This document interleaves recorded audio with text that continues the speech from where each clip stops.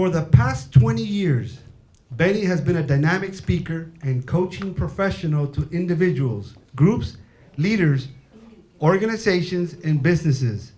Also known as the Coaching Guy, Benny is the founder of that Coaching Guy, a dynamic speaking, coaching, and training service designed to empower leaders and elevate businesses. Benny has served over 500 clients and reached over 30,000 people through speaking, coaching, training, and social media services. Benny has been featured on WSVN, 1080, SFLCW TV, and various podcasts as a guest. Benny is very active on social media outlets, LinkedIn, Instagram, Twitter, and YouTube under the name @ThatCoachingGuy. Benny has a BA in organizational leadership and is a certified professional coactive coach with the Coactive Training Institute and associate certified coach with the International Coaching Federation. Benny also is a professional development coach with Sage, and a public speaker, coach trainer with Mic Drop. Ladies and gentlemen, please, a warm welcome, round of applause to Mr. Benny Salas. Let's hear it, ladies and gentlemen. Thank you. Let's give it up for Juan. Has he not done a great job? I mean, he told his life story in like under an hour. I mean, that's a miracle, right? I would still be up here telling my life story if that was me. But my name is Benny Salas, and I'm known as That Coaching Guy. You can look for me on social media. He did leave out one social media, which is my favorite, which is Clubhouse. Anybody on Clubhouse? Yes. All right, there you go. I got some Clubhouse fans. Clubhouse is an amazing platform, and if you know anything about it, and if you don't, you should. But I'm going to share with you today on this topic, when confidence speaks. When confidence speaks. Now, we normally hear the words speak with confidence, but I decided to turn this word around and actually talk to you about when confidence speaks. You see, for us, when we think about confidence, many of us would not admit that we struggle with it. It's not a conversation we have at the dinner table, right? Like, guess what happened to me today? What happened? Total loss of confidence. None of us would ever say that, right? Because for us, that just makes us too vulnerable. And so today I want to share with you, and I really want you to think about this question, okay? Have you ever had a moment in your life where you totally felt like you were confident? Like you were going to crush it? Like, man, I'm going to kill this thing. And then you realize shortly thereafterwards that you actually lacked the confidence to actually achieve the thing that you said you were going to do. Has anybody ever experienced that in life? I think we all have, right? And so let me just share this for a moment, because here's the thing. Confidence is one of these conversations that will stop you from ever developing a truly epic story.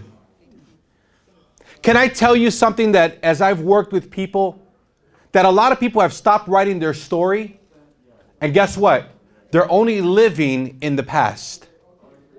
And if you're like me, I'm constantly writing my story. You want to know why? Because every day when I wake up, I'm writing a new chapter. Every moment that I get an opportunity to grab a microphone, I'm speaking a new truth. Every moment that I get an opportunity to share my business and help another client, guess what? I'm writing a new chapter in my story. And I got to share something with you, because I've talked to a lot of people. You know, as I was sitting back there listening to Juan, I was like, he should have gave up at Motorola. I was like, well, then he went to Nextel? I started to recall, I was like, man, how old was I? Anyways, that's just a whole other story.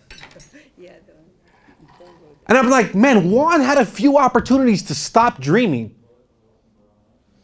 Juan had a lot of opportunities to say, you want to know what? My story's been written, I'm done. Can I tell you, there's a lot of people who have stopped writing their story. And guess what? You know them. Maybe you're in here and you stopped writing your story. Because for you, confidence isn't speaking anymore. And so I don't know where you're at today. You see, but confidence, it's not a fixed attribute. I like how people talk about it, right? Like, yeah, like, have you ever met that person who's like overconfident? See, confidence is not a fixed attribute. You know what it is? It's an outcome.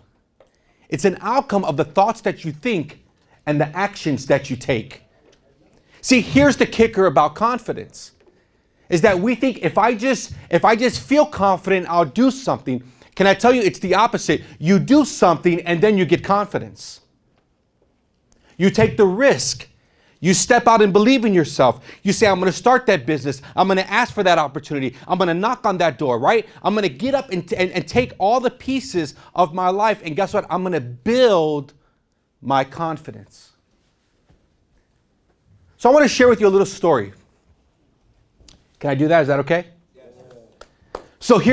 So I was working for the, I might be going down your road, okay? I don't know if you ever worked for the electric company. Maybe, I'm not sure, right? But I worked for the electric company. One of my very first jobs I got was a meter reader. And so I would go to the houses, meter reader, meter reader. Now I grew up in the inner city of Chicago, okay? And so in Chicago, it's not like reading meters in South Florida. When it was a blizzard, my boss would say to me, he said, we're like, hey, did you see outside how bad it's snowing? He goes, yeah, I know. He goes, get as many reads as you can and come back. Well, you could tell that I didn't get many reads that day because the snowstorm was so bad. But I realized at some point, I said, you know, I got to do something with my life. And so I decided to make a genius decision. You know what I decided to do? Enroll in pre-climb school. Now, can I tell you something? I hate heights and I hate screwing in a light bulb. Why would I go to pre-climb school? I hate them both. I said, I don't really want to work in overhead as a lineman. I don't really want to work. Listen, when I change the light bulb, I make sure I hit the switch box on off. Just in case I don't like the all of a sudden the light coming on. And so I go and I register for pre-climb school. Now, pre-climb school is a 5-day experience. And I remember my friends going to pre-climb school and coming back on the 3rd day with their head down. And I would say, really? You didn't pass? Now, that was really arrogant of me, right? Because I've never been there. And so when I enrolled in pre-climb school, I was excited because of the challenge. Now, during that time, I had torn my ACL. And so I was going to a pre-climb school. Now, if you've never known anything about this, here's what you do. They give you these things called gaffs. And gaffs go around your leg. And they have this like thing that sticks out. And the reason why they have that is so that when you climb the pole, you stick your leg in on an angle. And you're climbing the pole that way. So you go in, pull up, in, pull up. Now, I'm doing this with a torn ACL. And so the 3rd day, the big challenge happens. The first day, we're climbing 15-foot poles. Not a big deal, because, you know, I do that all the time, right? 3rd day, we climb up a 60-foot pole. Now, mind you, this is one piece of wood. A long piece of wood. So as I'm climbing it, you know, I have a harness. I'm shaking. I'm climbing this pole. And I'm shaking. Guess what? You know what else is shaking? The pole. The pole is going back and forth like this. It's shaking. As I'm climbing, I could see in Chicago, we have this place called Six Flags Great America. Anybody ever heard of Six Flags Great America? I could see the Ferris wheel. That's how stinking high I was. And I gaff out and I fall. And I remember grabbing that pole, and it felt like Lucifer fell from like heaven. But it was probably only a few seconds. But I grabbed that pole, and I remember sliding down and then looking at my arm and seeing all my shirt ripped. And I have wood splinters all up in my arms. Now, mind you, I had 2 layers of clothing on because it was cold. So I had a thermal, and then I had a flannel shirt. And I remember going to my facilitator and saying, you know what? I quit. I quit. How many of you ever had a bad experience and you just quit? You just threw in the towel. You're like, I'm done. Can I tell you something? You want to know what happens when our confidence gets rocked? We call it failure when it's really quitting. Like many of us have quit and labeled it failure, when in actuality, if you just stood on a little bit longer, if you just tried one more time, if you gave it one more effort, that in actuality, you would realize that there's nothing wrong with failing, there's something wrong with quitting. And so I was in that moment where I felt like a failure. Because guess what I was thinking? I was thinking of those guys who would walk in, right? They would walk into the office and they were like, yeah, man, didn't pass pre-climb school. That's what I was thinking about me. And so I was challenged. And I remember the instructor pulling me aside, said, Benny, you're almost there. You're almost there, Benny. Don't quit. And so I went home and I thought about it. And I said, what do I do? I don't want to quit. I hate failing. I love a good challenge. What do I do? And so I come back the following day and I climb up that pole. And I remember, now this time I got a little further, and the more higher I went, the more warped the wood was. So I would stick my gaff in and it would automatically sink. I didn't even need to jab it in. It was so warped all the way at the top. And I remember finally reaching the top, and then once you get to the top, you have to loosen your belt, lean all the way back, reach one side over here, screw in one of those things, reach on the other side, screw around, walk around the whole pole, and then go 60 feet right back down. Listen, I had a hard time screwing in a light bulb. I'm not joking. And I did it. I found my confidence. I found that I was not going to fail, and I was not going to quit, and I was going to let my confidence speak for me. Do you know the challenges, the obstacles that you've overcome are speaking about your confidence? Do you know the fact that you won't quit actually says a lot about you? See, life is tough, right? Like, if we're honest, we just went through a whole year full of probably start and stops. We probably have gone through a whole period where we probably said, you know what? I could throw in the towel right about now. And so for me, as I remember that story and how that shifted my confidence, I'm reminded of the fact that, if we're not careful, what we'll do is we'll not let our confidence grow, because your confidence is a seed. And some of us have stopped watering it because you got comfortable. Because we stopped dreaming. We stopped thinking. We stopped doing what Juan did. We stopped realizing that one day I'm going to get there, that I'm going to create it. I can see it. I can be it. And so I have to create it. And so that's even the formula for my motto. I don't even know if it's up here, but it was up on the last one. Yeah. Will you answer the call to be, do, and create what you were meant for? I really mean that. When I work with individuals, I understand that there's a dream inside of them, that there's a story. See, here's the deal with stories. You ready for this? You can have a story and not a message. Your story has to be delivered, and when you deliver a story, you have a message. You see, here's where we get lost at. You ready for this? Is we mix confidence with arrogance. You want to know the difference is? Real simple. Confidence says, I believe in my abilities. Arrogance says, I'll exaggerate about my abilities. And then if we're not careful, we'll mix confidence with ignorance, which means I don't know exactly the stuff that I actually should be confident about. See, those are mistakes that we oftentimes can make in our story. You see, we all have a story to tell. Each one of us. Your business, your vision, your ideas are predicated and built on a story.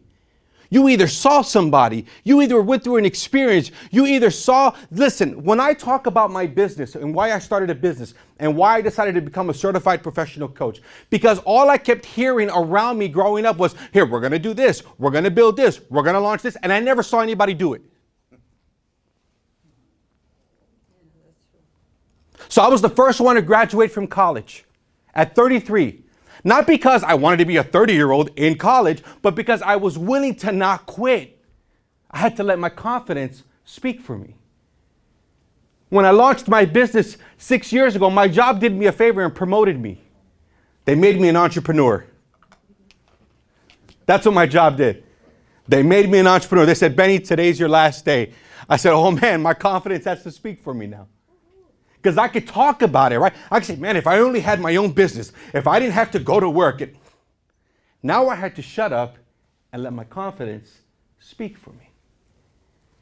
And so for many of us today, right, we see this in our world.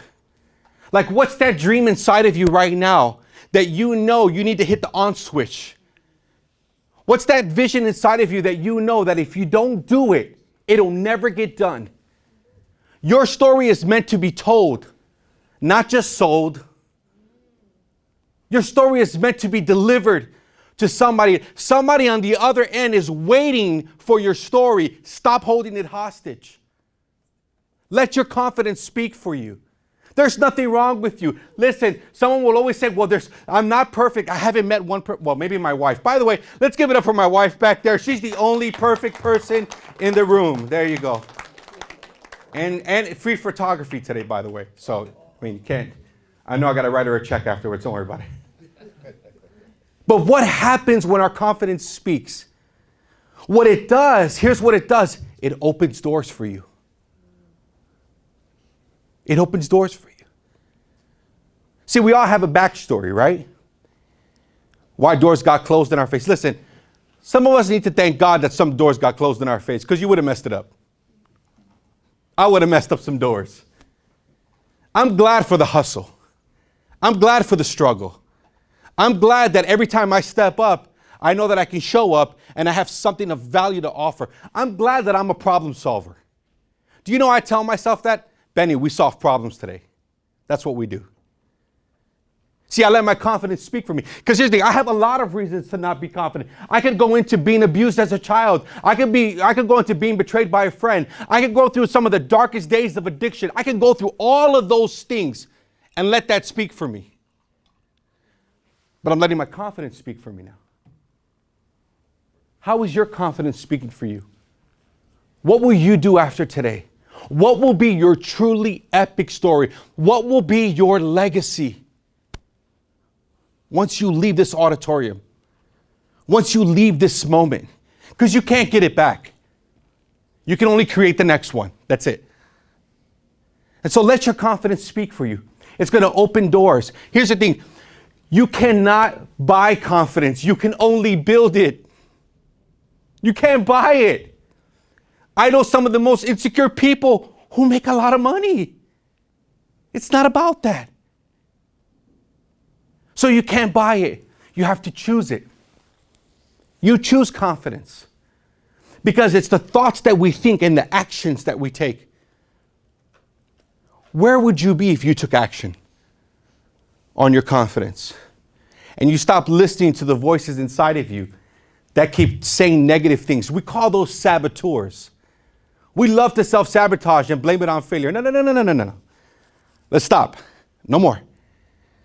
Let your confidence speak for you, because there's a truly epic story that you are meant to tell. My name is Benny Salas. I'm so grateful to share with you today When Confidence Speaks. I hope that you take this, hope that you grow with it, and let your life truly speak with confidence. Thank you so much.